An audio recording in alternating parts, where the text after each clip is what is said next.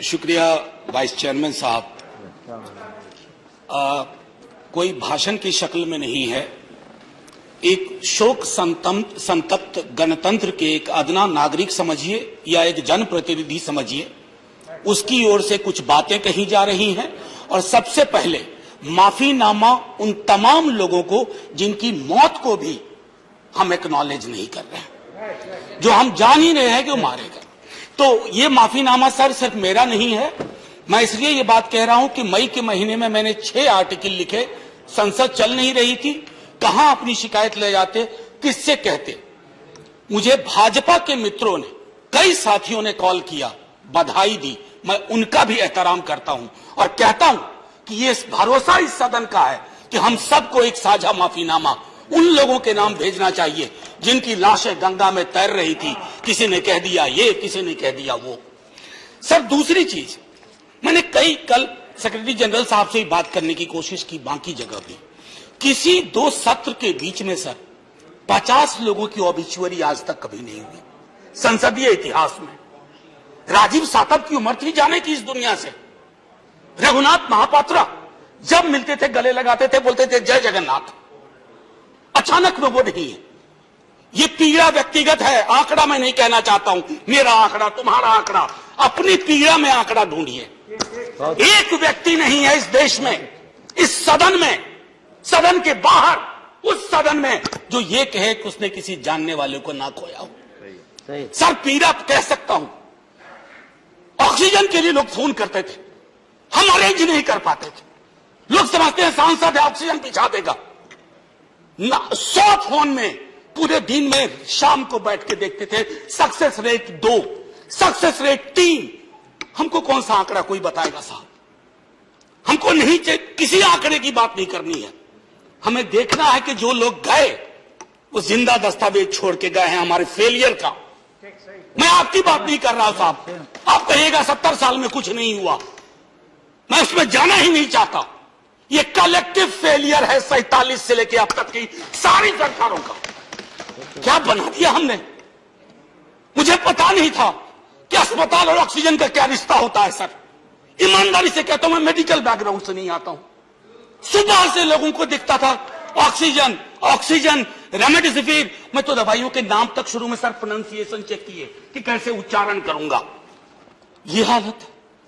और तब हम आंकड़ों की बात कर रहे हैं, तब हम ये बात कर रहे हैं थैंक यू फलाना साहब, चिलाना साहब। सर मैं यहां से निकलता हूं, बहुत बड़ा विज्ञापन लगा हुआ है, मुफ्त वैक्सीन, मुफ्त राशन, मुफ्त इलाज।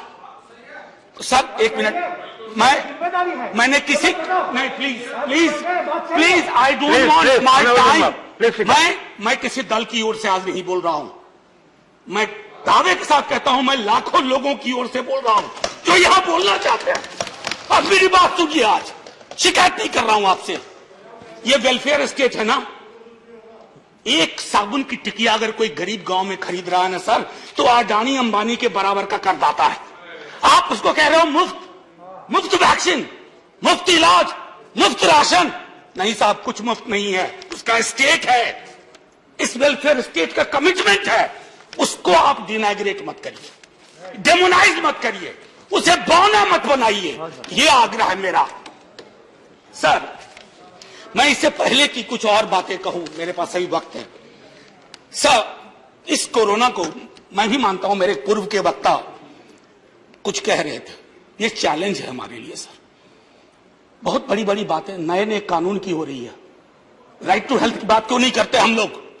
राइट टू हेल्थ, स्वास्थ्य का अधिकार, उसमें कोई किंतु परंतु लेकिन परंच नहीं, सीधे तौर पे स्वास्थ्य का अधिकार constitutionally guaranteed. Right to life के साथ लिंक करिए। किसी अस्पताल की मजाल नहीं होगी कि वो उस खिलवाड़ कर पाए उस राइट टू लाइफ का। करना नहीं चाहते। राइट टू वर्क, उस पर काम करिए। पॉपुलेशन को लेकर के बहुत बातें हो रही हैं साहब। डेमोग्राफी को, डेमोग्राफर्स को छोड़ दीजिए, बड़ा संश्लिष्ट विज्ञान है, लेकिन ये हम कर सकते हैं इस सदन और उस सदन में। Right to life, right to work पे लेजिस्लेशन लाइए ताकि कोई आपदा आए। अभी तो हमारे लीडर ऑफ हाउस नहीं है, नए नए बने हैं। उनसे मैं कहता, जब वो रेल मंत्री थे, हॉस्पिटैलिटी सेक्टर के लोगों को निकाल दिया गया इसी कोरोना काल में। मैंने लगातार आवाज उठाई, कोई सुनने वाला नहीं है सर, कोई नहीं सुन रहा। अगर आप सांसद की नहीं सुन रहे हैं तो जो छोटे अदना संविदा वाले नौकरी से निकाले गए उसकी कौन सुनेगा सर। एक और अद्भुत चीज हुई इसी कोरोना के दौरान, माननीय उपसभापति महोदय, जब हाहाकार मचा हुआ था हॉस्पिटल के लिए, आईसीयू बेड्स के लिए, दवाइयों के लिए, यह हाहाकार जब मचा हुआ था, उस दौर में सर कई चीजें हुई, जिसमें से एक जो महत्वपूर्ण चीज मैं जिसका जिक्र करूंगा, उस हाहाकार में सरकारें, मैं सिर्फ केंद्र को नहीं कह रहा हूं, कई राज्य सरकारें भी नदारद थी। वो 1.5 महीना कैसे बिताया है इस मुल्क ने। हमारे सदन के कोई लोग बड़े मुश्किल से बच के आए, मैं नाम नहीं लूंगा। पूरे देश ने वो वक्त कैसे बिताया है, नाइटमेयर की तरह लगता है सर, डरावना लगता है। एक मेरा स्टूडेंट पढ़ा है, वह 37 साल का, हॉस्पिटल का बेड जब तक मैंने अरेंज किया वो दुनिया छोड़ के जा चुका था। मैं इसलिए बार बार इसको किए इसलिए ये कह रहा हूं कि इसमें व्यक्तिगत पीड़ा को ढूंढिए, तब हम इसका निदान ढूंढ पाएंगे। मेरी नाव तुम्हारी नाव, मेरा काल तुम्हारा काल, ये तो बहुत कुछ हुआ, इस भौकाल से आपको कुछ हासिल नहीं होगा। सर बस 1 मिनट और लूंगा, जो मैं कहना चाह रहा था। सर एक खत मैंने मृतात्माओं के नाम लिखा था, कुछ कर नहीं पा रहा था, बेबसी में एक खत लिखा, जो लोग इस दुनिया से चले गए। उसमें कुछ मैंने सलाह दी थी सर सरकार से, और ये जो उस बीच में कहा गया कि सरकारें फेल नहीं की, सिस्टम फेल कर गया। अरे साहब, ये सिस्टम कौन क्या है?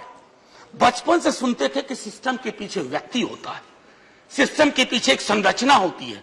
अगर वो सिस्टम फेल किया है, चाहे दिल्ली में या किसी गांव की गलियों में, तो वहां की सरकारें फेल की। सिस्टम का नाम इसे मत दीजिए, क्योंकि यही वो सिस्टम बनाते हैं। धन्यवाद। और आप बस आखिरी टिप्पणी करने दीजिए। प्रोफेसर धन्यवाद, आपको ज्यादा टाइम दे चुका मैंने। सर बस 10 सेकेंड लूंगा। आज जय हिंद बोलने में भी वो खुलूस नहीं आ रहा है जो आम दिनों में हुआ करता है। मैं सिर्फ इतना आपसे आपके माध्यम से कहना चाहता हूं, मैंने एक शिकायत नहीं की सर, किसी से नहीं। किससे शिकायत करेंगे? आहत हूं, जगाना चाहता हूं स्वयं को भी, आपको भी, क्योंकि अगर गंगा में तैरती लाशें, सर जिंदगी में डिग्निटी चाहिए, मौत में उससे बड़ी डिग्निटी चाहिए। हमने अनडिग्निफाइड डेथ को विटनेस किया है, और अगर हमने इसको दुरुस्त नहीं किया सर, आने वाली सदियां माफ नहीं करेगी। आप बड़े बड़े इश्तहार छपवाओ, अखबारों के 4 पन्ने रंग दो, फलाना थैंक यू सर, इतिहास को थैंक यू कहने का मौका मिलना चाहिए। धन्यवाद। जय हिंद सर। अगर मेरी बात से फिर भी किसी को कष्ट पहुंचाओ, मैं उन्हीं लाखों लोगों की धन्यवाद डेड बॉडी के बिहाफ पे आपसे माफी मांगता हूं। जय हिंद।